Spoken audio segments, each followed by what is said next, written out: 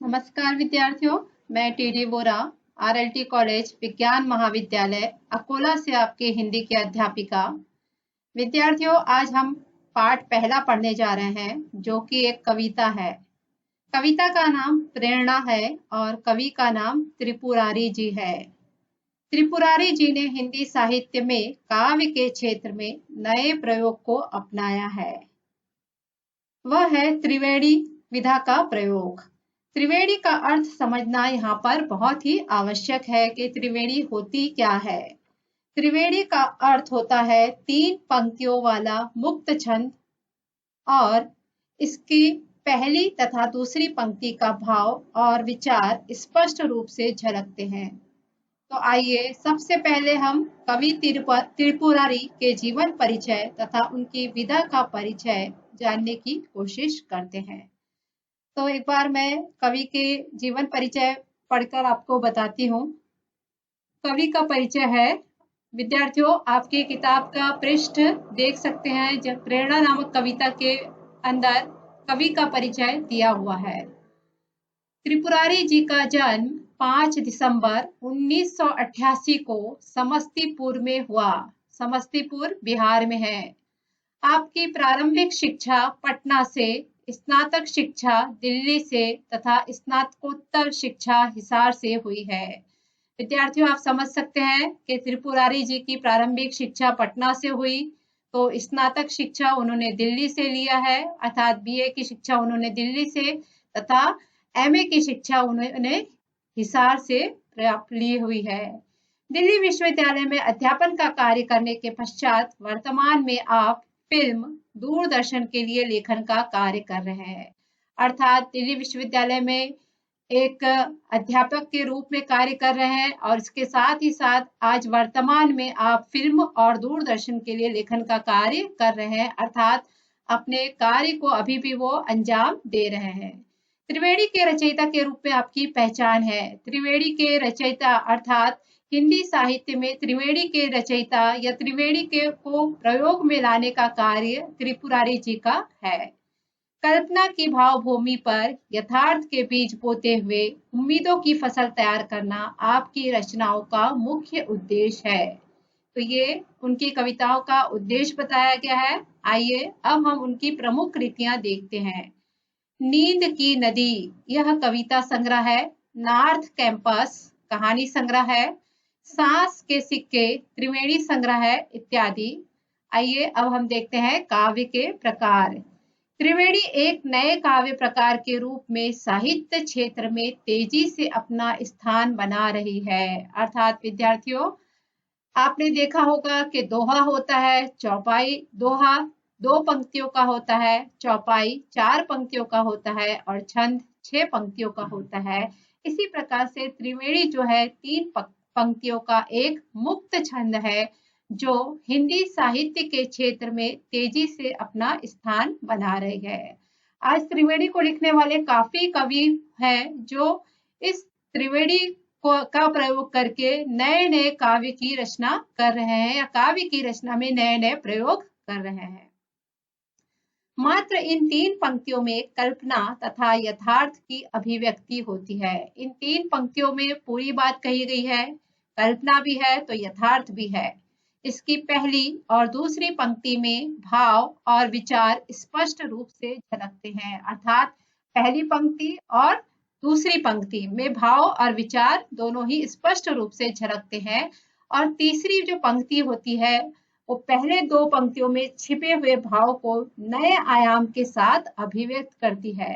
तो विद्यार्थियों आप जब त्रिपुरारी जी की प्रेरणा नामक कविता पढ़ेंगे तो आपको त्रिवेणी की जो विशेषताएं हैं वो आपको आसानी से समझ में आ जाएगी। सामायिक स्थितियों, रिश्तों तथा जीवन के प्रति सकारात्मकता त्रिवेणी के प्रमुख विषय है। तो आइए अब हम काव्य का परिचय देखते हैं।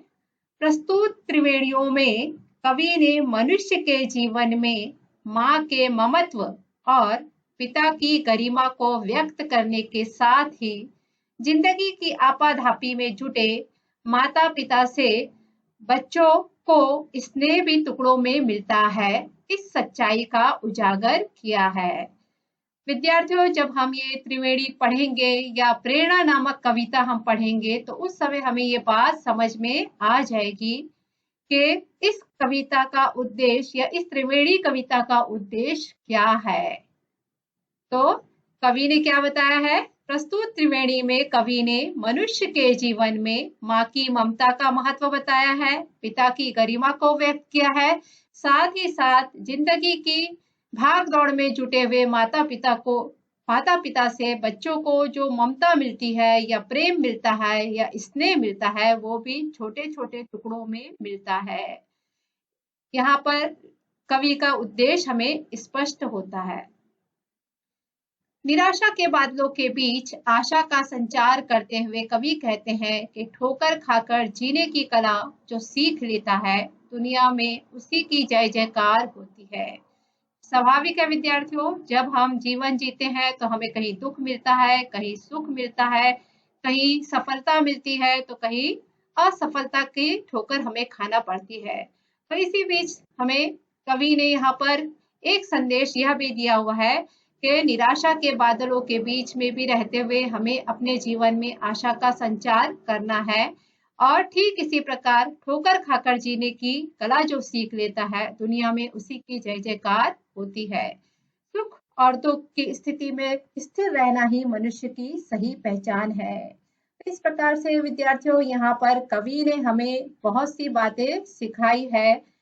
अब मैं एक एक पद्य पढ़ते जाऊंगी या एक एक त्रिवेणी पढ़ते जाऊंगी और उसका अर्थ आपको समझाते जाऊंगी। इसलिए किताब का होना आपके पास आवश्यक है। अगर आपके पास किताब नहीं है तो 11वीं का पीडीएफ भी आपके पास में होना जरूरी है। यदि आप पुस्तक के माध्यम से या किताबों को सामने रखकर उसका अर्थ समझने की कोशिश करेंगे तो वो ज्यादा अच्छी तरह से समझ में आएगी। देखिए, माँ मेरी बेवजह ही रोती है, फोन पर जब भी बात होती है, फोन रखने पर मैं भी रोता हूँ। फिर से मैं बोलती हूँ, माँ मेरी बेवजह ही रोती है, फोन पर जब भी बात होती है, फोन रखने पर मैं भी रोता हूँ। तो हमने देख चुके हैं यहाँ पर ऊपर प्रस्तावना के अंदर। तो यहाँ पर मैं अब कविता का अर्थ बता रही हूँ। कवि कहते हैं, कवि अपनी माँ और स्वयं के मनोभावों की चर्चा करते हुए कहते हैं कि उनकी अपनी माँ से फोन पर जब भी बात होती है तो उनकी माँ रोए बिना नहीं रहती। विद्यार्थियों, जब माँ और बच्चे दूर होते हैं और आपस में फोन के माध्यम से संवाद स्थापित करते हैं तो वो एक दूसरे के भाव को सुनते हैं और सुनने के बाद रोने लगते हैं। अपने भाव पे नियंत्रण न रखने के कारण वो रोना शुरू कर देते हैं। तो इसी प्रकार कवि कहते हैं कि फोन पर जब मेरी अपनी माँ से बात होती है तो माँ बिना वजह के भी रोना शुरू कर देती है। और कवि कहते हैं कि उनकी माँ बिना किसी कारण के रोती है, लेकिन माँ से बात करने के बाद जब कवि फोन रखते हैं और उनके मन के भाव उमड़ पड़ते हैं तो कवि भी रोए बिना नहीं रहते हैं। अब विद्यार्थियों, अब मैं दूसरा पद्य या दूसरी त्रिवेणी पढ़ने वाली हूँ, जिसको पंक्तियां पढ़ने के बाद मैं उसका अर्थ आपको समझाऊंगी। शब्द उसमें कुछ भी कठिन नहीं है, बहुत ही सरल और सहज भाषा के माध्यम से उसे समझाया गया है। सख्त ऊपर से मगर दिल से बहुत नाजुक है, चोट लगती है मुझे और वह तड़प उठते हैं, हर पिता में ही कोई माँ भी छुपी होती है। कवि पिता के कोमल हृदय की बात करते हुए कहते हैं, सख्त मतलब ऊपर से कड़क, मगर दिल से बहुत नाजुक है। अब यहाँ पर अपने पिता की बात कह रहे हैं कवि। पहले माँ के बारे में उन्होंने वर्णन किया, अब दूसरे पद्य में या दूसरी त्रिवेणी में कवि पिता के नाजुक दिल की बात करते हैं कि पिता ऊपर से सख्त है लेकिन दिल से बहुत ही नाजुक है। विद्यार्थियों, आपने आज मुझे एक बात याद आती है कि कहीं मैंने ये बात पढ़ी थी कि पिता जो है वो नारियल के समान होता है। पिता की उपमा कहीं पर नारियल के समान दी गई थी। जैसे कि नारियल का ऊपर का भाग कड़क होता है लेकिन अंदर से नरम होता है, मुलायम होता है। तो उसी प्रकार से पिता की उपमा एक नारियल से की गई थी कि पिता ऊपर से सख्त होता है लेकिन दिल से वह या अंदर से वह बहुत ही मुलायम या नाजुक होता है, नर्म होता है। तो ठीक है विद्यार्थियों, आपको समझ में आ गया होगा कि कवि पिता के कोमल हृदय की बात करते हुए कहते हैं कि हर पिता में एक माँ की ममता छिपी होती है। हर पिता में, देखिए तीसरी लाइन दिया हुआ है, हर पिता में ही कोई माँ भी छुपी होती है।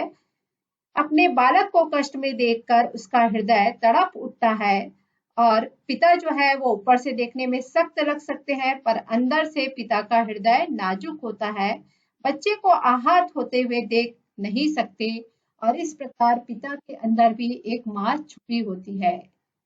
तो विद्यार्थियों, यह भी बहुत ही सरल है और आसानी से समझ में आने वाली त्रिवेणी है। त्रिवेणी का अर्थ ही जैसे कि आपने देखा होगा कि ये 3 पंक्तियों की है, लेकिन उसका सार जो है, उसकी मीनिंग जो है, उसका अर्थ जो है वो पूरी तरह से उन 3 पंक्तियों में आ जाती है। कल्पना का पुट भी है और यहाँ पे यथार्थ भी अभिव्यक्त हुआ है। अब तीसरी त्रिवेणी में पढ़ने जा रही हूँ। मेरे ऑफिस में महीनों से मेरे दिन की शिफ्ट, तेरे ऑफिस में महीनों से तेरे रात की शिफ्ट, नन्हे बच्चों को तो टुकड़ों में मिले हैं माँ बाप।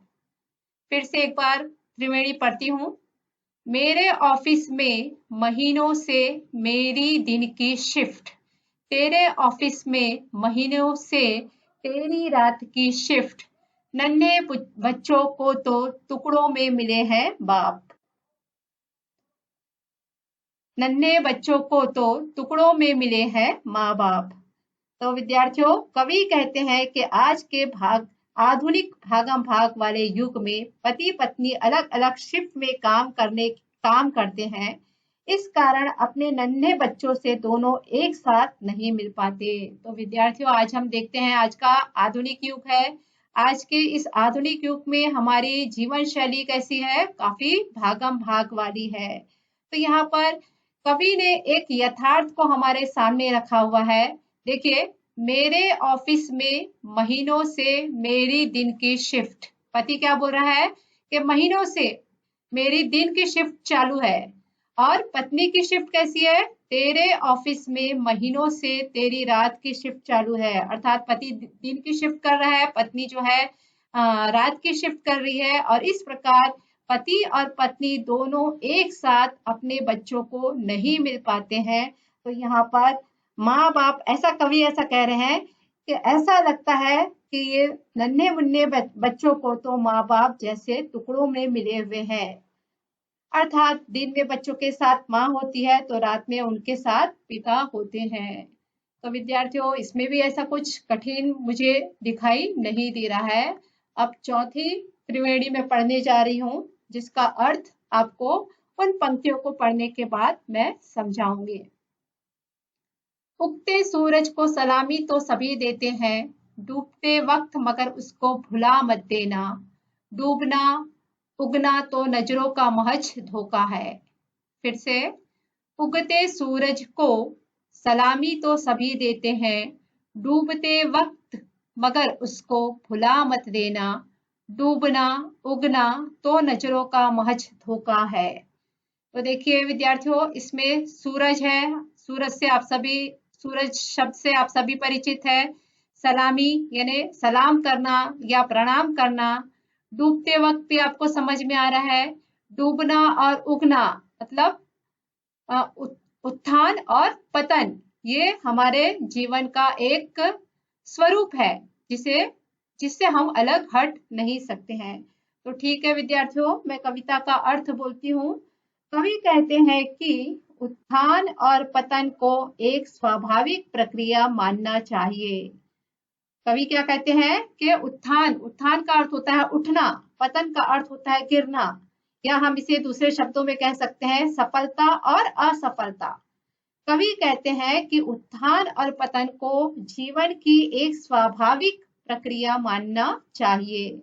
उत्थान के बाद पतन आता है और पतन के बाद उत्थान का क्रम चलता ही रहता है। सूर्य उदय होता है और अस्त होता है ना। हम लोग देखते हैं कि सूर्य का उदय होता है और फिर डूब जाता है, मगर अस्त होने के बाद ही वो उदय होता है।